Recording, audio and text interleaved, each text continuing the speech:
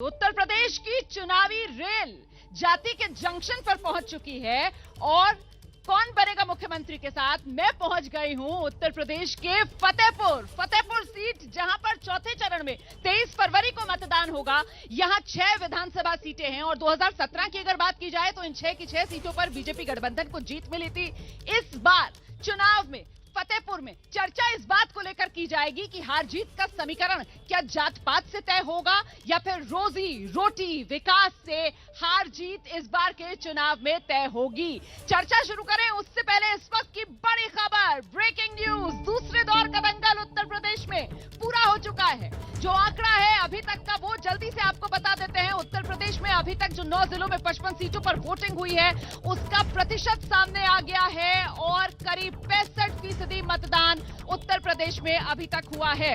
आप जानते हैं कि सिर्फ उत्तर प्रदेश में दूसरे दौर का दंगल ही नहीं बल्कि आज उत्तराखंड के लिए भी वोट पड़े हैं। 5 बजे तक करीब 60% वोटिंग हुआ है और साथ ही गोवा में शाम 5 बजे तक 75% से ज्यादा मतदान। मैं करेक्शन यहां पर करना चाहूंगी, उत्तर प्रदेश में शाम 5 बजे तक जो मतदान का प्रतिशत है वो 60.4% है। उत्तर प्रदेश में शाम 5 बजे तक 60.4% मतदान हुआ है। जल्दी से रुक कर लेते हैं, हमारे साथ हमारे संवाददाताओं की टीम मौजूद है। सबसे पहले आपको बरेली लेकर चलते हैं रणवीर के पास और रणवीर से जानते हैं। रणवीर, बरेली के बाजार में झुमका गिरा लेकिन आज वोट किस अंदाज में डला, जरा जल्दी से ये बता दीजिए दर्शकों को।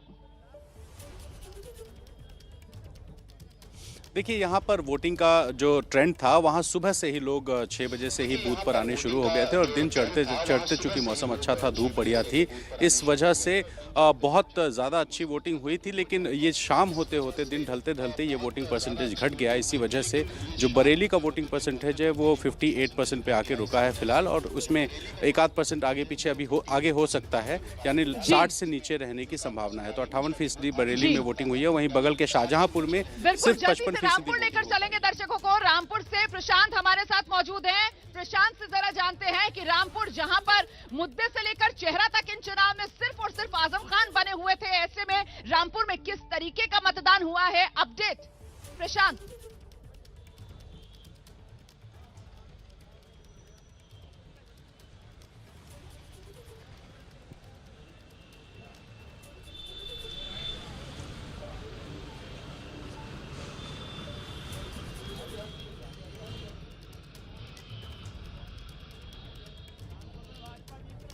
प्रशांत से लगता है हमारा संपर्क नहीं हो पा रहा है। हम प्रशांत का रुख बाद में करेंगे, लेकिन इस बीच आपको सीधे लेकर चलते हैं देहरादून से। मेरे सहयोगी प्रफुल्ल श्रीवास्तव इस वक्त हमारे साथ मौजूद हैं। प्रफुल्ल, आर पार की लड़ाई उत्तराखंड देखता आया है, लेकिन इस बार आम आदमी पार्टी ने क्या मुकाबला त्रिकोणीय बना दिया है? प्रफुल्ल,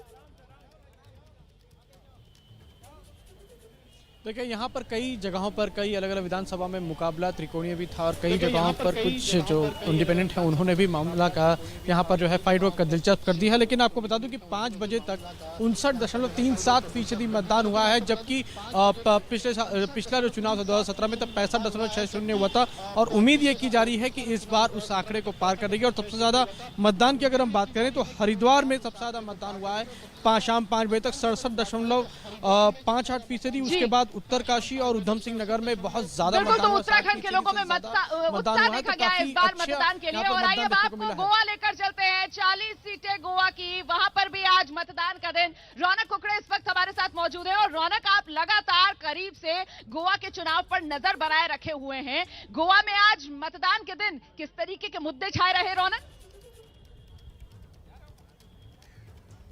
देखिए रोमाना, अगर गोवा की बात की जाए तो 40 सीटों पर बम्पर वोटिंग जो है वो सुबह से देखने को मिली है। 5 बजे तक जो इलेक्शन कमीशन की तरफ से डेटा दिया गया है उसके मुताबिक 75% से ज्यादा वोटिंग 5 बजे तक हुई है और अगले 1 घंटे में भी ये आंकड़ा जो है 80-82% के पार जाने की उम्मीद जताई जा रही है। लेकिन सबसे बड़ी बात, सबसे ज्यादा मतदान जहां पे हुआ है वो मुख्यमंत्री प्रमोद सावंत की जो कॉन्स्टिट्यूंसी है साकली, वहां पर 88% मतदान 5 बजे तक हो गया है। तो जबरदस्त तरीके से लोग जो है घर से बाहर निकल कर वोटिंग में उतरे हैं और इस महापर्व का जो आनंद है वो उठाते हुए दिख रहे हैं। लेकिन सबसे बड़ी जो आपने बात कही रोमाना की, बड़े मुद्दे क्या थे, तो बड़े मुद्दे स्थानिक मुद्दे जो है यहाँ पर ये जो वोटर्स के अंदर उत्साह देखने के लिए मिला है।